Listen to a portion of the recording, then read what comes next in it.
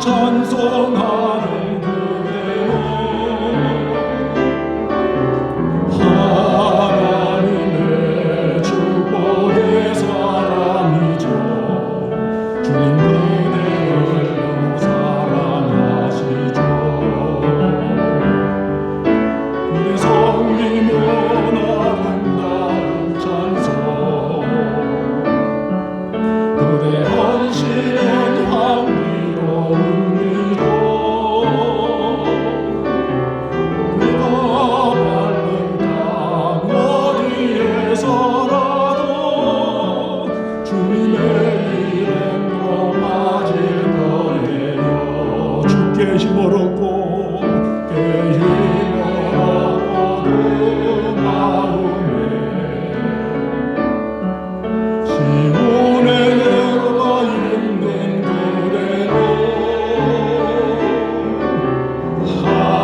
하나님의 축복의 사람이죠. 주님 그대를 너무 기뻐하시죠. 주의 집에 거하기를 사모하고 주를 항상 찬송하는 그대로 하나님의 축복의 사람이죠. 주님 그대를 너무 사랑하시죠. 그대 성님은 아름다운 찬송, 그대 헌신은 향기로운 기도, 그대가 받는 땅 어디에서라도 주님의 이름으로 맞을 거예요. 오늘 우리에게 주시는 하나님의 말씀은 고린도전서 3장 9절, 고린도후서 6장 1절에 있는 말씀입니다. 제가 봉독해 드리겠습니다. 우리는 하나님의 동역자들이요 너희는 하나님의 밭이요 하나님의 집이니라. 고린도후서 6장 1절입니다. 우리가 하나님과 함께 일하는 자로서 너희를 권하노니 하나님의 은혜를 헛되이 받지 말라. 아멘. 할렐루야. 우리 하나님의 은혜가 오늘 우리 성도들 가운데 충만하시기를 주님의 이름으로 축복합니다. 우리 사람들은 자신이 혼자 충분히 할 수 있는 일이면 자신이 하지 않습니까? 왜 다른 사람들에게 시키겠습니까? 그런데 우리 전능하신 하나님은 사람을 통하여 일을 하십니다. 우리 하나님은 전능하시지만은 사람을 통하여 하나님의 역사와 사역을 하시기를 좋아하시기 때문입니다. 여러분, 그래서 오늘 본문 고린도전서 5장 9절 상반절에 보면 우리는 하나님의 동역자들이요 라고 말씀하시며 하나님께서 사람들과 함께 일하시기를 좋아하시는 분으로 그렇게 말씀하고 계십니다. 삼위일체 하나님이신 성자 예수님이 이 땅에 오셔서 육신의 아버지가 요셉인데 이 요셉이가 목수 아닙니까? 이 목수에게서 그 당시 예수님 당시에는 아버지의 직업을 그대로 자녀들이 물려받았는데요. 그렇게 목수로서 그렇게 모든 것을 물려받았고 또 집을 짓고 이런 걸 하신 분이지만 우리 예수님께서는 단 한 교회 건물도 지어지지 않으셨습니다. 또 주님은 많은 사람들이 따랐지만은 조직을 만들어서 당을 만들거나 또 학교를 세우거나 또 더욱 우리 주님의 하시는 말씀은 너무나도 하늘 말씀이라 그런 구약의 말씀을 해석해서 출판사를 만들어서 편찬하시거나 그러지 않았습니다. 하지만 주님은 계속해서 사람들을 부르셨고 또 제자들을 삼으셨습니다. 그래서 우리가 잘 아는 대로 12제자가 계시고 또 70인 제자들도 계십니다. 그리고 마가 요한 다락방에는 120명의 이 제자들이 모였고 또 예수님께서 부활하실 때에는 일시에 500여 형제들, 예수님을 따르는 500여 사람들도 있었습니다. 그리고 이런 그의 제자들과 사람들을 통해서 우리 주 예수님의 구원의 복음을 전파하셨습니다. 그래서 그 구원의 복음이 오늘 우리에게까지 이렇게 이어져 온 것입니다. 오늘 보면 고린도전서 3장 9절의 하반절을 보면 너희는 하나님의 밭이요 하나님의 집이니라 말씀하시며 하나님의 사람은 하나님의 농사요 하나님의 건물 즉 하나님의 기업이라고 말씀하십니다. 즉 하나님은 하나님의 기업을 위하여 일하실 때 우리 하나님은 전능하시지만 혼자 일하지 아니하시고 우리 사람들과 함께 일하시기 원하며 우리를 통해서 일하시고자 하신다고 말씀하십니다. 오늘 본문 고린도후서 6장 1절 상반절에도 보면 우리가 그분과 함께, 그분이라는 말은 즉 하나님과 함께 일하는 일꾼으로서라고 말씀하시며 하나님은 우리 사람과 함께 동업하시기를 좋아하신다고 표현하고 계십니다. 사도행전 15장 4절 하반절에도 보면 바울 사도의 전도단들은 하나님께서 자기들과 함께 행하신 모든 일을 밝히 말씀하시니라 라고 말씀하시면서 하나님께서 자기들과 함께 동업하신 행하신 모든 일을 예루살렘 성도들에게 보고를 했습니다. 즉 하나님께서는 사람들이 하시는 일을 보시면서 멀리서 바라만 보고 감독하시는 것이 아니라 우리 하나님은 가까이에서 하나님의 사람들과 함께 일하셨다 이렇게 말씀했습니다. 여러분 우리 하나님은 이전에도 그러하셨고 지금도 사람들과 가까이에서 함께 일하시고 앞으로도 사람들과 함께 가까이에서 일하실 것입니다.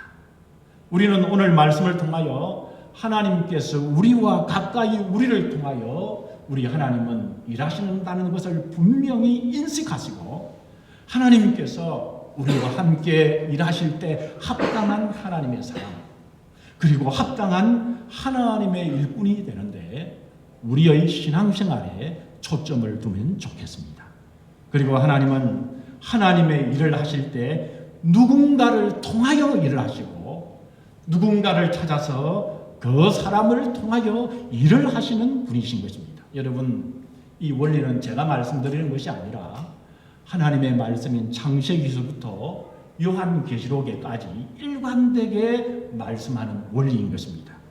죄악이 간명하고 악이 창궐한 세상에서 우리 하나님은 노아 한 사람을 통하여 그의 가족을 통하여 민족과 나라가 생기게 하셨지 않습니까? 우리 하나님은 아브라함 한 사람을 통하여 모든 민족이 구원을 받고 복을 받는 길을 열어놓으셨습니다. 우리 하나님은 요셉 한 사람을 통하여 한 가족이 보호받고 그리고 그 가족이 민족으로 탄생되도록 통로를 열어놓으셨는데 그 민족이 이스라엘 민족 아닙니까? 그리고 성경 출애굽기 이하의 역사를 보면 한 사람 모세를 통하여 이스라엘 백성들을 출애굽시키시고 또 한 사람 요수아를 통하여 가나안을 점령케 하시며 여러 사사들을 통하여 이웃나라의 핍박으로부터 구원해 주셨습니다. 그리고 한 사람 다윗을 통해서 다윗 왕국을 열어주셨고 그리고 여러 선지자들을 통하여 하나님의 뜻을 알려주셨습니다. 여러분 구약뿐만 아니라 신약 시대에도 동일하게 세례 요한을 통하여 예수님의 오신 길을 예배하셨고 그리고 사도들과 제자들을 통하여 복음이 땅 끝까지 전파되도록 하셨습니다. 여러분 우리가 이 성경을 쭉 살펴보면 우리 하나님은 전능하신 하나님이시지만 꼭 사람을 통하여 하나님의 구원의 일을 구원의 역사를 펼쳐 가셨습니다. 여기서 우리는 신앙생활에 아주 가장 기본적인 그리고 너무나도 중요한 원리를 하나 발견할 수 있습니다. 그것이 뭐냐 그러면 바로 통하여라는 원리입니다. 이 통하여라는 성경 속의 원리에는 오직 하나님만이 목적이 되고 하나님만이 영광을 받으시는 하나님이 목표이다는 의미가 그 핵심 속에 들어가 있는 것입니다. 그러니까 여러분, 이 말씀은 무슨 말씀입니까? 내가 목적이 아니고, 우리 가족이 목표가 아니고, 또 우리나라가 목적이 아니고, 또 우리 교회도 목적이 아니고 목표가 아닌 것입니다. 나와 우리 가족과 우리 나라와 우리 교회는 통하여라는 방법이요 수단인 것입니다. 나와 나의 가족과 우리 나라와 우리 교회는 하나님의 영광의 목적을 위해서 이 땅에 보내신 통하여인 것입니다. 하나님의 이 통하여라는 원리를 마음에 새기지 못하고 자신이 목적이냐, 자기 가족만이 목표인 것처럼, 자기 나라만이 목적인 것처럼 그렇게 행동하다가 하나님과의 관계가 끊어지고 육체가 사망한, 내가 목적인 것처럼 행동을 했던 그 사람이 바로 인류 최초의 사람인 아담과 하와였습니다. 그들은 그들의 목적 자체가 되시는 하나님과 같이 되려고 선악과를 따먹은 후에 어떻게 되었습니까? 그것을 성경에서는 생생하게 모델로 보여주지 않습니까? 에덴 동산에서 쫓겨났습니다. 그리고 그만 세상에 이 기름지고 기름진 이 착한 땅들이 엉겅퀴와 잡초와 들풀을 내놓는 박토가 되어버렸습니다.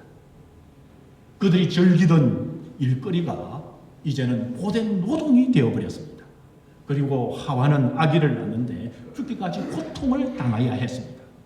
그리고 그의 가족에게 일어난 일은 그의 첫째 아들인 가인이 둘째 아들인 아벨을 죽이는 인류 최초의 권력 상쟁의 살인을 겪는 아픔을 당하는 가정이 되었습니다. 그리고 아담의 10대 후손인 노아 시대에 와서는 아담과 하와의 후손들인 그 시대의 인류가 얼마나 악이 가득했던지요. 이 폭력이 사람들 사이에서 문제를 해결하는 방법이었습니다. 그래서 창세기에서 보면 이 폭력을 누가 잘 행사했는지 자랑거리가 되는, 그야말로 모든 사람이 악하게 변한 아비규환의 깡패의 세상이 되어버렸습니다. 그 결과 그 당시 노아와 그의 가족만 광주에서 살아났습니다. 그 시대의 모든 사람들이 40주야 반나 비가 내린 홍수로 그것만이 아니라 하늘 궁창 위에 있던 궁창이 찢겨져서 그 위에 있는 물이 쏟아지고, 그리고 땅에 있는 샘이 터지게 되어서 폭포수처럼 밑에서 위로 물이 올라오게 되어 대변변이 일어나는 대홍수에 그만 모든 사람들이 수장당하고 말았습니다. 노아 한 사람 한 가족만 빼고 말입니다.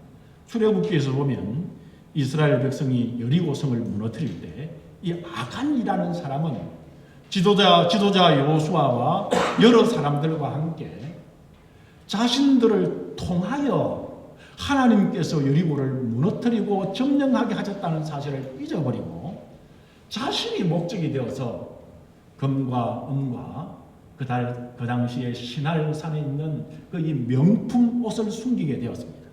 하나님의 말씀을 어기고 자기 것으로 하려고 하다가 그 다음에 이스라엘 백성이 성인 아이성을 이제 점령하게 되었을 때, 이 아이성은 여리고 성의 10분의 1도 채 안 되는 작은 성이었지만 이스라엘이 대패를 했습니다. 결국 아간의 죄가 들통이 나서 그와 그의 가족 모든 소유가 불태워지게 되고, 그리고 돌무더기 속에 파묻히고 말았습니다. 이 이스라엘 초대왕인 사울도 그 자신이 목적이 되고 목표가 되니까 하나님의 버림을 받게 되었습니다. 그렇지만 사울 왕 대신에 세워진 다윗은 그 자신 스스로가 목적이나 목표가 안 되고 하나님께서 다윗 자신을 통하여 이스라엘을 다스리심을 알고 오직 하나님만이 그 삶의 목적이 되었을 때 하나님께서 다윗을 이스라엘의 위대한 왕으로 삼으셨습니다. 그것을 우리가 이제 사무엘하 7장 말씀 이하에 보게 되면 다윗은 철저하게 자기 자신이 목적이 아니라 하나님을 통하여라는 존재임을 이렇게 철저히 고백했습니다. 다윗 왕이 여호와 앞에 들어가 앉아서 가로되 주 여호와여, 나는 누구오며 내 집은 무엇이간데 내가 나를 이렇게 하셨나이까. 주 여호와는 종을 아시오니 주께 무슨 말씀을 하오리까. 주의 말씀을 인하여 주의 뜻대로 이 모든 큰 일을 행하사 주의 종에게 알게 하셨나이다. 여호와 하나님이여, 이러므로 주는 광대하시니 이는 우리 귀로 들은 대로는 주와 같은 이가 없고 주 외에는 참 신이 없나이다. 여러분 한번 보십시오. 다윗은 이스라엘 나라의 왕이었지만 자기 자신을 철저히 하나님의 이 통하여라는 존재임을 알게 되었을 때, 그리고 그런 고백을 뒷받침하는 삶을 살았을 때 하나님은 다윗과 언약을 맺으십니다. 그리고는 그의 후손까지도 왕으로 삼으시고, 그리고 그 육신의 후손을 통하여 결국 메시아 예수 그리스도를 이 땅에 보내신 것입니다. 신약 시대에 보면 누구보다도 자기 자신이 목적이나 목표가 되지 않고 통하여 삶을 살았던 한 분이 계십니다. 그분이 바로 대표적으로 바울인데요. 사도행전 14장에 보면 바울과 선교팀이 루스드라라는 지역에서 선교를 했습니다. 그때 날 때부터 걷지 못하는 안전뱅이가 있었습니다. 발을 쓰지 못하는 분이 있었습니다. 이때 바울 사도가 이 안전뱅이를 걷게 했습니다. 그랬더니 루스드라에 있는 많은 사람들이 다 바울이 하늘에서 내려왔던 신이다. 신이 사람의 몸을 입고 왔다. 그리스 신화에 보면 다 신들이 사람의 몸을 입고서 이야기하는 스토리가 그리스 신화지 않습니까? 그러니까 이 사람들이 그들이 믿고 오셨던 신이 지금 여기에 왔다. 신으로 섬기고자 할 때 바울이 옷을 찢고 무리 가운데 뛰어들어가서 소리 지르면서, 여러분 어찌하여 이 일을 합니까?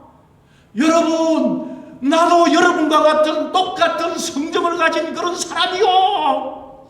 여러분에게 복음을 전하는 이런 헛된 신을 섬기지 않도록, 사람이나 자연이나 동물들을 신으로 섬기는 일을 버리고 천지와 바다와 그 가운데 만물을 지으시고 살아계신 하나님께로 돌아오기 위함이라고 외쳤습니다.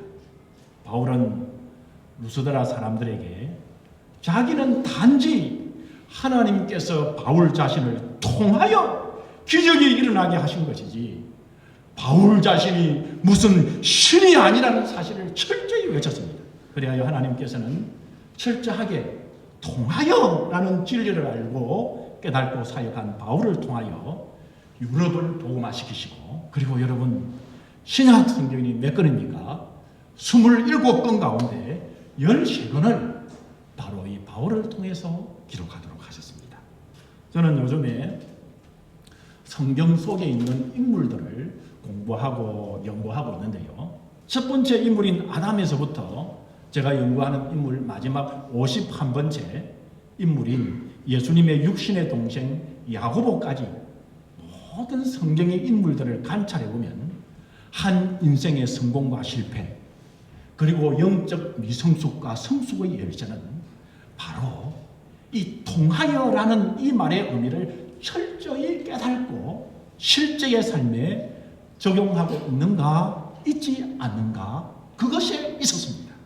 이 통하여라는 말을 알지 못하고 또 혹 알았다 하더라도 적용하지 않는 사람은 자기 자신이 목적이 되고 자기 자신이 목표가 되고 기준이 되어서는 그만 교만하여져서 하나님께 버림을 받게 되었습니다.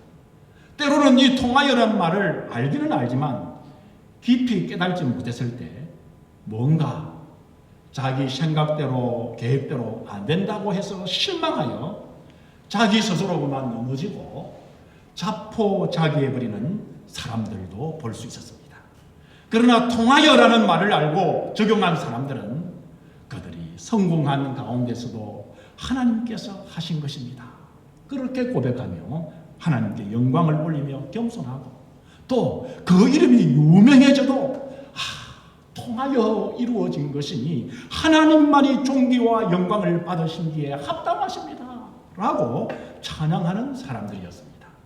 한편 통하여라는 말을 알고 적용한 사람들은 주위 환경이 어렵고 힘들어도, 그리고 자기 자신이 자기 자신에게까지 실망해도 자기 자신에게 목적을 두지 않고 하나님께 목적을 두고 단지 자신은 통하여라는 말을 알고 깨닫고 실천하고 적용한 사람들은 그래도 사람인지라 좀 스트레스를 겪으면서 스트라그를 그렇게 좀 겪다가 그것을 털어버리더랍니다.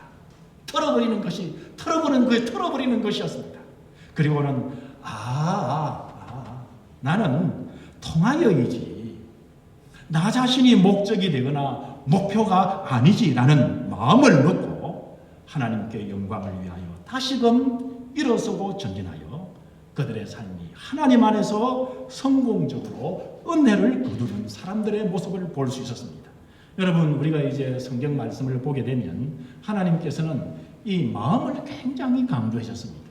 그래서 이 사람의 마음을 굉장히 강조하셔서 이 마음이라는 이 말을 1000번 정도 언급을 강조하시며 하셨습니다. 그 중에서 마음에 대한 대표적인 말씀 중에 로마서 10장 10절 전반절에 보게 되면 사람이 마음에 믿어 의에 이르고 라고 말씀하지 않습니까? 여러분, 이 말씀은 우리가 마음으로 예수님을 믿으면 의에 이르게 된다는 말씀인 것입니다. 뭔가 어떻게 하고 열심히 어떻게 하고 이런 것이 아니라 마음을 중요하게 다루고 계신다는 것입니다.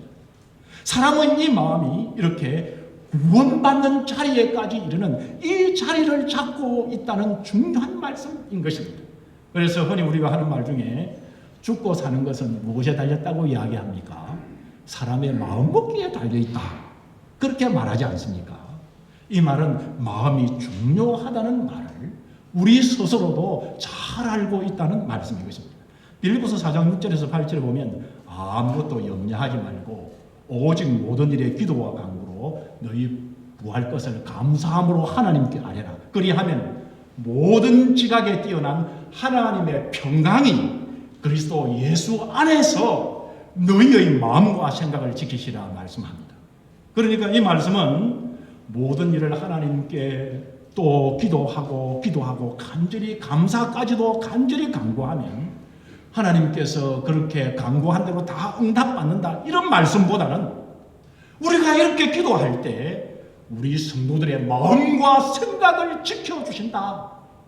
이 통하여를 가장 깨닫고 잘 적용하신 바울을 통하여 성령 하나님께서는 힘들게 신앙생활 하는 분들이 초대교회 성도들 아니겠습니까? 이 초대교회 빌립보 성도들에게, 빌립보 교인들에게 주신 말씀인 것입니다. 마음과 생각을 지켜주신다는 말씀인 것입니다. 그리고 오늘 이 말씀은 우리들에게도 오늘날 살아가는 우리 성도들에게도 동일하게 주신 말씀임을 믿습니다. 제가 수요일마다 함께 이렇게 기도하는 목사님들이 계시는데요. 그 목사님들 중에 남 목사님이라는 분이 계십니다. 이 남 목사님은 올해 75세가 되시는 이 은퇴하신 목사님이십니다. 그런데 이 남 목사님에게는 20여 년간 누워 계시며 그리고 밤마다 아야 이렇게 앓으시는 고통 중에 부르짖는 사모님이 계십니다. 이 사모님이 이렇게 아야 이렇게 부르시기 때문에 목사님이 사람들에게 들릴까봐 아야 할 때 사모님 이걸 이렇게 막는다고 그래요. 그만큼 아야 한다는 이 고통 울부짖음이 있는 그렇기 때문에 사모님이 누워 계셔서 아야 밤마다 이렇게 하시기 때문에 목사님이 모든 다른 일을 모든 집안의 일을 다 하십니다. 다른 사람들에게 맡기지 않고 다른 자녀들에게도 맡기지 않으시고 혼자서 너무나 사모님을 잘 돌보고 계시는 목사님이십니다. 얼마나 사모님을 잘 돌보시는지 사모님이 보통 그냥 한번 아야 하는 것이 아니라 새벽 2시, 3시까지 그렇게 아야 이렇게 하게 되면 목사님이 주무시지도 않고 옆에 앉아 계셔서 사모님을 돌보시고 어떤 날에는 새벽 5시까지 잠을 못 주무셨다고 하시며 아침에 10시에 수요일 기도에 나오셔서 간절히 기도하시며 하시는 말씀이 정말 자기 자신은 아무것도 아닌데 자신을 통하여 지금까지 사역하게 하신 하나님께 찬양 감사하고 참고로 이 남 목사님은 우리 남 목사님이 현역에서 일하실 때는 그때 우리가 사는 이 밴쿠버 지역에서 가장 영향력 있게 사역하신 목사님이십니다. 지금도 목사님의 이 영적 사회적 영향력은 밴쿠버에 계시는 오래 계신 분들, 또 교계를 아시는 목사님, 장로님들은 모두 다 알고 계십니다. 또 이 남목사님은 자신을 통하여 자신의 아내를 돌보게 하시는 하나님께 찬양 감사하며, 그리고 자신을 통하여 아내를 끝까지 돌볼 수 있도록 하나님께 꼭 기도하는 제목이 있답니다. 아내보다 하루라도 더 살게 해달라고 기도하시는, 그렇기 때문에 자기가 돌봐야 되기 때문에 아내보다 하루라도 더 살게 해달라고 하나님께 기도하는 모습과 자신을 통하여 아내를 돌보게 하시는 하나님께 감사하는 목사님 앞에 가면 저는 저의 머리가 저절로 숙여지는 느낌을 갖게 됩니다. 여러분, 성경 속에 통하여라는 말씀을 알고 깨닫게 되면 어떻게 바뀌게 될까요? 통하여! 내가 목적이 되는 것이 아니라, 내가 목표가 되는 것이 아니라, 성경의 모든 인물들이 하나님 안에서 통하여라는 사실을 깨닫게 되었을 때, 첫째는 하나님이 사람을 통하여 하나님의 일을 하게 하신다는 사실과, 하나님이 또한 나를 통하여 일하기를 원하시고 계심을 알게 됩니다. 둘째는 하나님께 영광을 드리기 위하여 내가 존재하기 때문에 내 자신이 목적이 되거나 목표가 될 수 없고, 나는 오직 통하여이기 때문에 오히려 하나님을 섬기기 쉽고 내 마음의 짐이 가볍게 되는 것입니다. 내 자신과 내 자신의 목적이 되고 목표가 되면 내 가오가 있고 내 얼굴이 생각나고 내 이 위치로서 내가 어떻게 살아갈까 그렇지만, 다른 사람이 어떻게 볼까 이런 게 나이가 많아지면 눈치 보이겠지만은, 그러나 이것이 내 존재가 목적과 목표가 아니라 통하여이기에 언제나 내가 하는 일이 감사할 것뿐인 것입니다. 내 자신이 목적이나 목표가 아니기에 나는 최선을 다할 뿐인 것입니다. 첫째는 나는 통하여인 중간 매개에 불과하기 때문에 내가 어떤 사람이 있네, 내가 뭘 가졌네 하고 뭔가 잘났네 라고 교만할 수 없고, 또 내 기분에 안 맞다고 짜증내거나 비난하거나 싸울 필요가 없는 것입니다. 넷째는 내 입장과 내가 처한 상황이 너무 고달프고 힘들고 해도 내 자신이 목적과 목표가 아니고 통하여이기 때문에 결코 내 자신을 포기해버리거나 내 자신에게 실망하거나 내 자신이 좌절할 필요가 없는 것입니다. 왜냐하면 우리는 우리 주 하나님을 모시고 통하여 일하는 하나님의 동력자요, 하나님의 영광스러운 일꾼이요, 하나님의 기업이기 때문입니다. 오늘 우리 성도님들이 꼭 이 통하여를 우리 남은 평생에 꼭 명심하면 좋겠습니다. 어떤 형편에서든지 우리 하나님을 목적 삼고 우리 주 하나님과 일을 해서 하나님께 영광을 올려드리는, 그리하여 전능하신 우리 하나님이 주시는 행복을 맛보는, 세상이 주는 행복이 아니라 하나님이 주시는 행복을 맛보는 우리 성도님들이 다 되시기를 주님의 이름으로 축복합니다. 다 같이 기도하겠습니다. 하나님, 우리는 목적과 목표가 아니라 통하여임을 고백합니다. 이것을 명심하게 하시고 또 오늘 말씀을 들어서오니 알게 하셔서 통하여의 삶을 우리의 삶 가운데 살아드릴 수 있도록 오늘 말씀으로 명심하고 무장하여 내 자신이 실망하지 않게 하시고 교만하지 않게 하시고 잘난 척하지 않게 하시고, 아버지 하나님, 내 자신이 넘어지지 않도록 성령 하나님 꼭 붙들어 주시옵소서. 우리 구주 예수 그리스도의 이름으로 감사하며 간절히 기도 올리옵나이다. 아멘.